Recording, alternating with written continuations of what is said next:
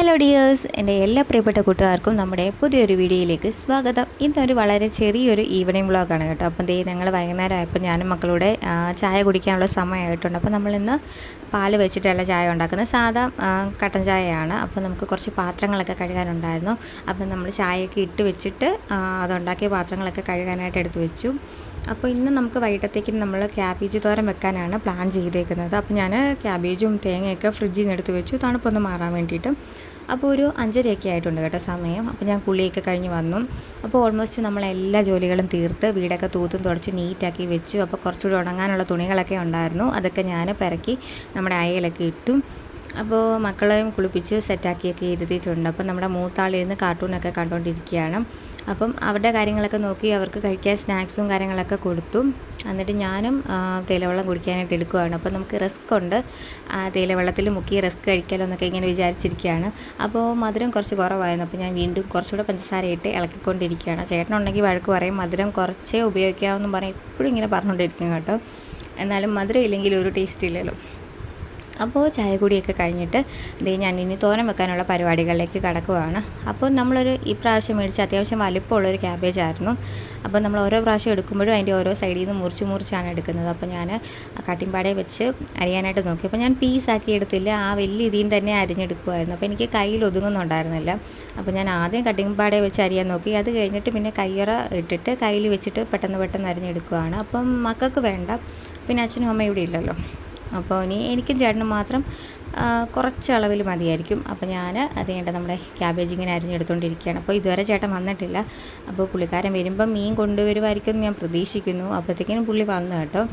അപ്പോൾ ഞങ്ങളിങ്ങനെ വെയിറ്റ് ചെയ്തിരിക്കുകയാണ്, അച്ചാച്ചൻ എപ്പോൾ വരുമെന്ന്. അപ്പോൾ അച്ചാച്ചൻ എന്ത് കൊണ്ടുവരും എന്നുള്ളത് ഞങ്ങൾക്ക് ഭയങ്കര ആകാംക്ഷയുള്ളൊരു കാര്യമാണ്, എന്തപ്പാപ്പമാണ് അച്ചാച്ചൻ കൊണ്ടുവരുന്നതെന്നുള്ളത്.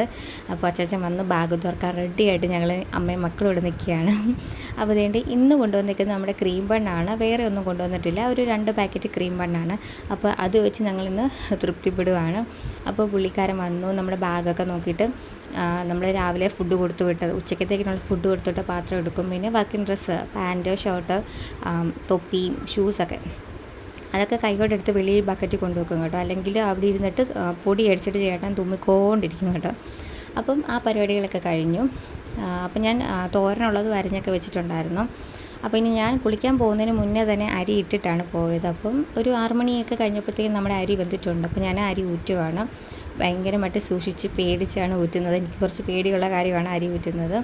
അപ്പോൾ നമ്മുടെ പഴയ വീഡിയോസിൻ്റെയൊക്കെ അടിയിൽ നിങ്ങൾ കുറേ പഴഞ്ചൻ രീതികളാണ്, കുറച്ചുകൂടെയൊക്കെ നല്ല നല്ല ഉപകരണങ്ങൾ, വാഷിംഗ് മെഷീനും നമ്മുടെ ലൈഫ്, നമ്മുടെ കാര്യങ്ങളൊക്കെ പെട്ടെന്നാക്കുന്ന രീതിയിലുള്ള സാധനങ്ങളൊക്കെ ഉപയോഗിക്കും നമുക്ക് ഒരുപാട് കമൻസൊക്കെ വരുന്നുണ്ട്. അപ്പം എനിക്കായിട്ട് നമുക്ക് പ്രത്യേകിച്ച് അഭിപ്രായങ്ങൾ പറയാനും മാറ്റാനൊന്നും ഇവിടെ പറ്റത്തില്ല. അപ്പോൾ ഇവിടെ നേരത്തെ തൊട്ടേ ചെയ്തു പോകുന്ന ഒരു രീതിയൊക്കെ ഉണ്ട് അമ്മയ്ക്കൊക്കെ. അപ്പോൾ അവരതിനനുസരിച്ചല്ലേ ജീവിക്കത്തുള്ളൂ. അപ്പോൾ എനിക്ക് പറ്റൂല എന്ന് പറഞ്ഞിട്ട് നമുക്കൊന്നും മാറ്റാനും ചെയ്യാനും ഒന്നും പറ്റത്തില്ല. അപ്പോൾ നമ്മളും അഡ്ജസ്റ്റ് ചെയ്തു പോകുന്നു, അത്രയേ ഉള്ളൂ.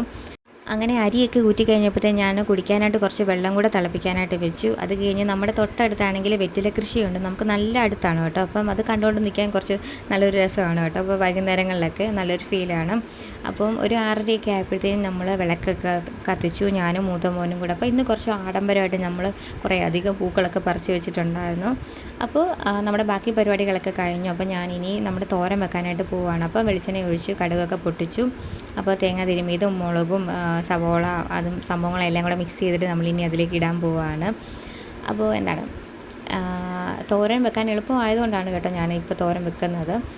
അപ്പോൾ മഞ്ഞൾപ്പൊടിയും ഉപ്പുമൊക്കെ ഇട്ടിട്ട് നന്നായിട്ട് മിക്സ് ചെയ്തെടുക്കുകയാണ്. അപ്പം ഞാൻ വെക്കുന്ന തോരൻ ഇവിടെ ചേട്ടന് വലിയ ഇഷ്ടമാണ്. ബാക്കി കറികളൊക്കെയാണ് പുള്ളിക്കൊരു ഇതെന്ന് വെച്ചാൽ നമ്മൾ അത്ര ശരിയാവില്ല, അമ്മയൊക്കെ വെക്കുന്ന പോലെ ആവത്തില്ല. അപ്പോൾ തോരൻ മാത്രം നമ്മളെപ്പോൾ വെച്ചാൽ അടിപൊളിയായിട്ട് കിട്ടും കേട്ടോ. അപ്പോൾ അങ്ങനെ നമ്മുടെ തോരൻ റെഡി ആയിട്ടുണ്ട്. അപ്പോൾ ചേട്ടൻ പോയി മീൻ മേടിച്ചുകൊണ്ട് വന്നു. അപ്പോൾ ഞാൻ ഇളയ മോൻ വഴക്കായിരുന്നുകൊണ്ട് നമുക്ക് വെട്ടുന്നതും മീനിനെ ഒന്നും കാണിക്കാൻ പറ്റിയില്ല. അപ്പോൾ മീൻ കറി റെഡി ആയിട്ടുണ്ട്. നമ്മുടെ ചെറിയ സിലോപ്പി ഉണ്ടല്ലോ, കിളിമീനായിരുന്നു.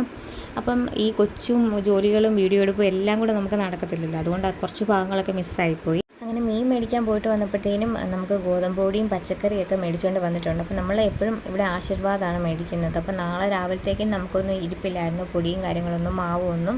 അപ്പോൾ അതുകൊണ്ട് നമുക്ക് ഗോതമ്പ് പൊടി മേടിക്കും, അതിൻ്റെ കൂട്ടത്തിൽ തന്നെ ആശീർവാദിൻ്റെ ഉപ്പ് കിട്ടും കേട്ടോ. അപ്പോൾ നമുക്ക് ലാഭമാണല്ലോ, ഉപ്പും മേടിക്കേണ്ട, ഉപ്പും കൂട്ടത്തിൽ കിട്ടും.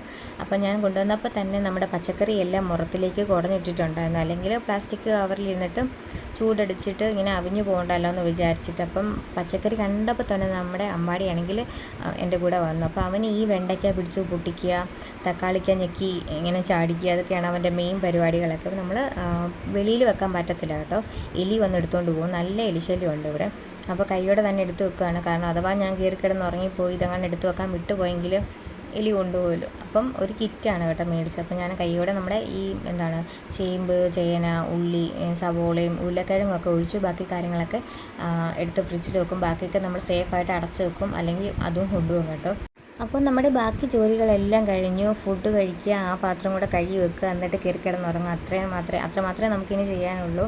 അപ്പോൾ വീട്ടിൽ അച്ഛനും അമ്മയും കൂടി ഇല്ലാത്തതുകൊണ്ട് നമുക്ക് പ്രത്യേകിച്ച് അവരുടെ കാര്യങ്ങളും നോക്കേണ്ട, എക്സ്ട്രാ പണികളും കാര്യങ്ങളൊന്നും ഇല്ല. പെട്ടെന്ന് അവരെന്ത് വിചാരിച്ചിട്ട് നമുക്ക് എല്ലാം ധൃതി വെച്ച് ചെയ്യുക, അങ്ങനത്തെ പരിപാടികളൊന്നുമില്ല. അപ്പോൾ ചേട്ടൻ നമ്മുടെ സാഹചര്യം അറിയാവുന്നതുകൊണ്ട് പുള്ളി നമുക്ക് സപ്പോർട്ടായതുകൊണ്ട് നമുക്ക് നമ്മുടെ സാഹചര്യം പോലെ നമുക്കെല്ലാം സെറ്റാക്കാനും. അപ്പോൾ നമ്മളെല്ലാ പരിപാടികളും ഒതുക്കി അടുക്കി പറക്കിയൊക്കെ വെച്ചു. അപ്പോൾ ഈ സംഭവം നമുക്ക് നഷ്ടമാണ് കേട്ടോ, ഈ കത്രിക്ക എന്ന് പറഞ്ഞ സംഭവം ഇവിടെ അങ്ങനെ ചിലവാകത്തേ ഇല്ല. അപ്പോൾ നമ്മുടെ ഇന്നത്തെ കുഞ്ഞു വീഡിയോ എത്രയേ ഉള്ളൂ. അപ്പം കമൻറ്റ് ഇടുക. അപ്പം ടാറ്റാ, ബൈ.